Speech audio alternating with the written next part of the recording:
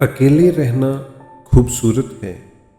अकेले रहने का मतलब अकेला होना नहीं है। इसका अर्थ है कि मन समाज से प्रभावित और दूषित नहीं है। मूल्यांकन किए बिना निरीक्षण करने की क्षमता बुद्धि का उच्चतम रूप है। जीवन भर, बचपन से, स्कूल से लेकर मरने तक हमें अपनी तुलना दूसरे से करना सिखाया जाता है। फिर भी जब मैं अपनी तुलना दूसरे से करता हूं तो स्वयं को नष्ट कर रहा हूं। लोगों में आशा है, समाज में नहीं, व्यवस्था में नहीं, बल्कि आप और मुझ में। अंतर्ज्ञान आत्मा की फुसफुसाहट है। आराम की तलाश में हम आम तौर पर जीवन में एक शांत कोना पाते हैं जहां कम से कम संघर्ष होता है, और फिर हम उस एकांत से बाहर निकलने से डरते हैं। यदि आप इसे बदलने की कोशिश किए बिना समझना शुरू कर देते हैं कि आप क्या हैं, तो आप जो हैं वह एक परिवर्तन से गुजरता है। जब कोई प्रकृति के साथ गहरा अंतरंग संबंध खो देता है तो मंदिर, मस्जिद और चर्च महत्वपूर्ण हो जाते हैं। तुम प्रेम पाना चाहते हो क्योंकि तुम प्रेम नहीं करते, लेकिन जिस क्षण तुम प्रेम करते हो वह समाप्त हो जाता है। तुम अब यह नहीं पूछ रहे हो कि कोई तुम्हें प्रेम करता है या नहीं। जब मैं खुद को समझता हूँ तो मैं आपको समझता हूँ, और उस समझ से प्यार आता है।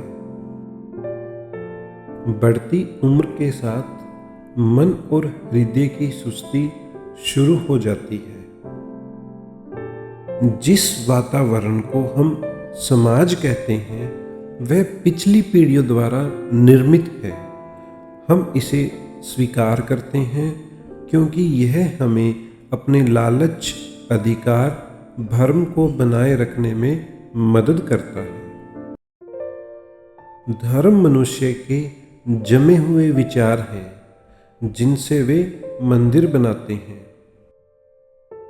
जब आप खुद को भारतीय या यूरोपीय या हिंदू या मुस्लिम या ईसाई कहते हैं तो आप हिंसक हो रहे हैं। क्या आप देखते हैं कि यह हिंसक क्यों है?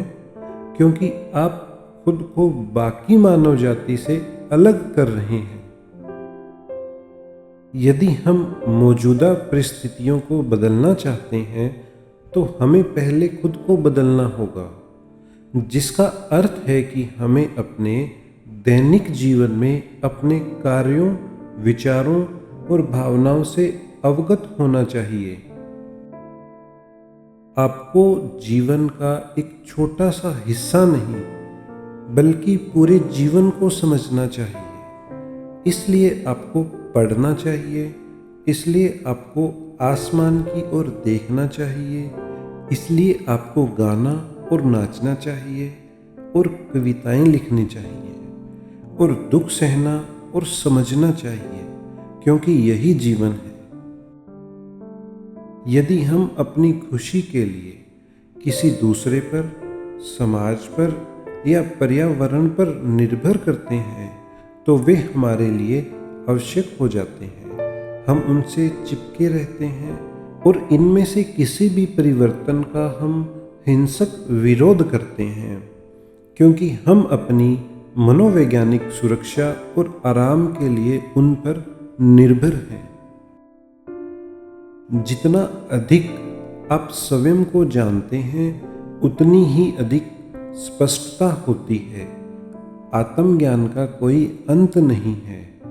आप किसी उपलब्धि पर नहीं आते हैं, आप किसी निष्कर्ष पर नहीं आते हैं। यह एक अंतहीन नदी है। परंपरा हमारी सुरक्षा बन जाती है, और जब मन सुरक्षित होता है तो वह क्षय में होता है।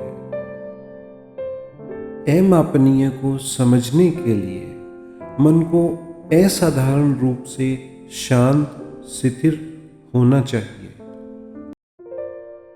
आप केवल उसी से डर सकते हैं जो आपको लगता है कि आप जानते हैं।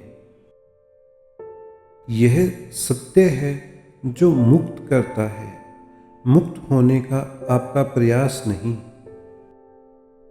कोई भी अज्ञात से कभी नहीं डरता, ज्ञान के अंत से डरता है। असली सीख तब मिलती है जब प्रतिस्पर्धा की भावना समाप्त हो जाती है। मेरे पीछे उन शब्दों को मत दोहराओ जो तुम नहीं समझते।